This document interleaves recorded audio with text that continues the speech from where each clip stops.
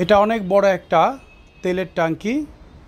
এটা ফরিদপুরের কানাইপুরের তেঁতুলতলার আগে রয়্যাল পাম্পের এটা স্থাপন করা হচ্ছে।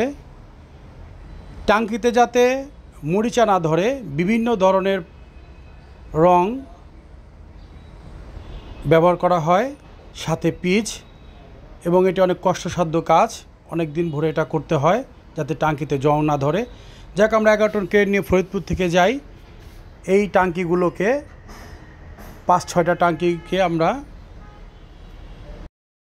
ভিতরে স্থাপন করি এবং এই ট্যাঙ্কিগুলোর লেভেল মিস্ত্রি দ্বারা ঠিক করা হয়। আপনারা দেখতে পাচ্ছেন ট্যাঙ্কিগুলো নামানো হয়েছে, বেশ কিছু ট্যাঙ্কি, এবং আরেকটা ট্যাঙ্কি, শেষ ট্যাঙ্কিটা নামানো হচ্ছে।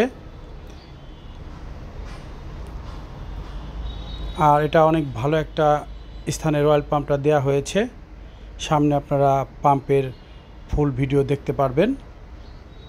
বর্তমানে পাম্পটা যেভাবে আছে সেটা আপনাদের দেখাবো। যাক, ট্যাঙ্কিগুলো বসানো হয়ে গেল।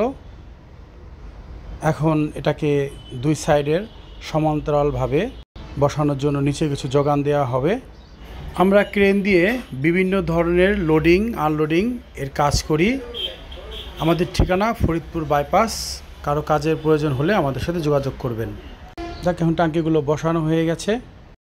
এখানে যে সকল রয়্যাল বাস বা অন্যান্য গাড়ির তেল নিতে আসবে তাদের জন্য খাবারের জন্য একটা হোটেলের ব্যবস্থা করা হয়েছে, এবং পাম্পটা অনেক সুন্দর, তেলের মাপ সঠিক, এবং আশেপাশে গাড়ি রাখার জন্য পর্যাপ্ত জায়গা রাখা হয়েছে।